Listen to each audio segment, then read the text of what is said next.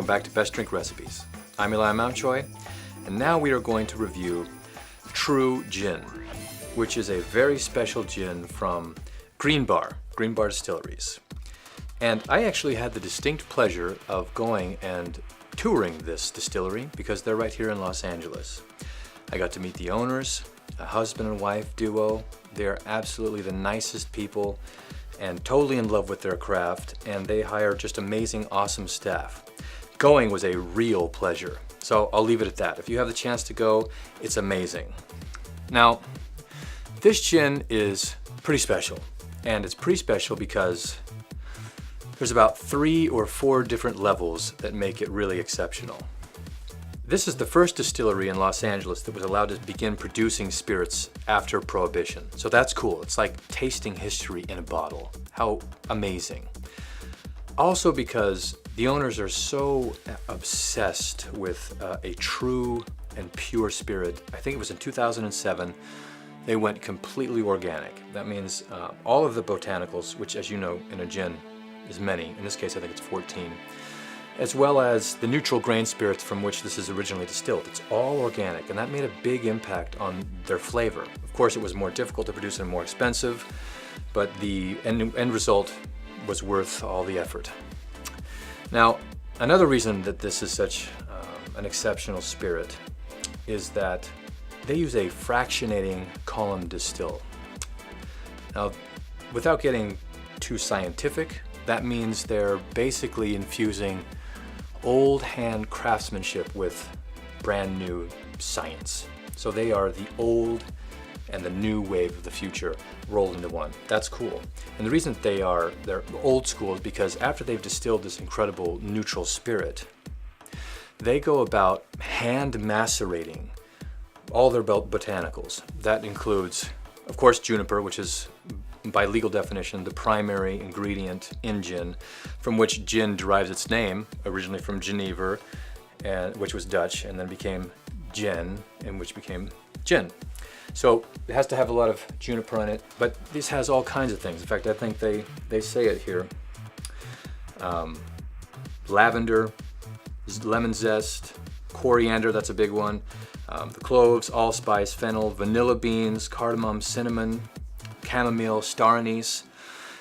Now when you go on their tour, they show you, and I had a chance to talk with them at the end, they literally will peel by hand, you know the coriander and the fruit, and then put it in. And every day at 10 o'clock they come in and they have a tasting. All the employees and the owners, they sit there and they taste it and they go, how is this coming about? How is it progressing? Needs a little of this, needs a little of that. It's very hands-on, it's very labor-intensive. That is a tremendous amount of work. So I have a lot of respect and reverence for somebody who's willing to do that to produce anything at all, let alone a spirit that goes into a bottle. They purport that the reason that their name is GreenBar is that they say if you drink a minimum of 2 ounces, which is what goes into your average drink, you have a negative carbon footprint because of the way that they go about creating their spirit. You can look this all up on their website. We don't have to spend a lot of time going into it now, but you can actually have an impact on the environment by drinking their alcohol, as if you needed another excuse, right? This spirit has so many levels of taste that I'm basically at an end talking about it because I would just like to begin tasting it. So without me jabbering and yammering on and on, let's just get to it, because this has so much more to say than I can do any justice in the moment.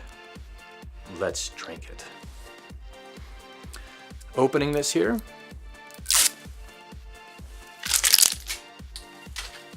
My favorite part. Nice.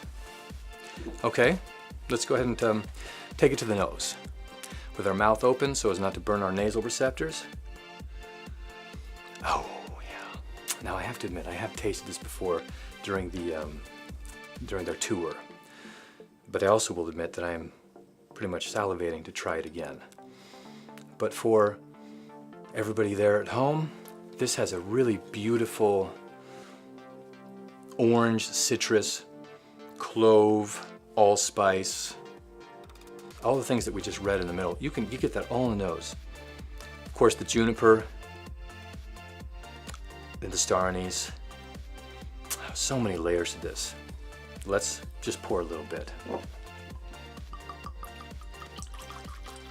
That's my favorite second sound, of course. All right, let's go ahead and hold it up to the light. Generally, swirling it doesn't have as much to do as say wine does, because they say the spirits are dead and the wine is alive, meaning this, this really won't go bad like a wine will. Oxygen, the thing that creates it and opens it up, also kills it and destroys it. This is already as it is. It is a long-living, haunting spirit, just like we like it. This just has so many layers to it. It's got honey. It's got this kind of crystalline, light effervescence to it. It definitely has a lot of citrus, orange peels. Even that, you can even get the hints of that vanilla. Let's taste it.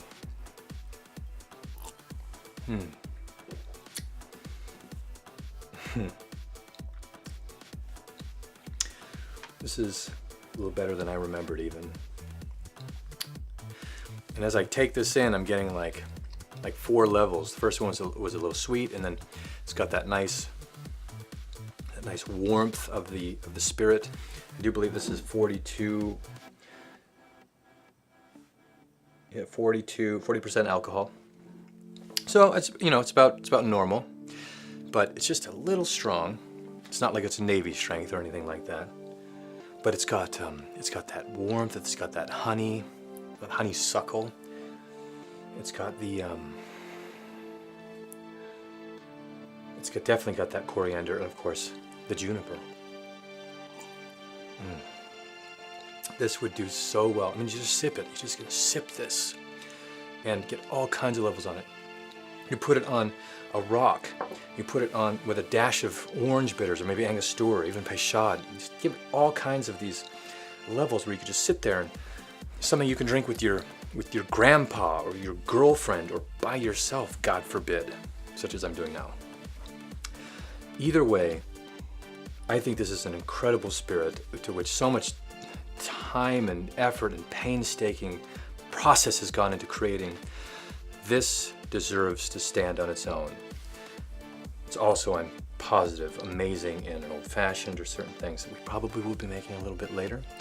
But as it stands, you can do it just like this. Most gins you can't. There's no way.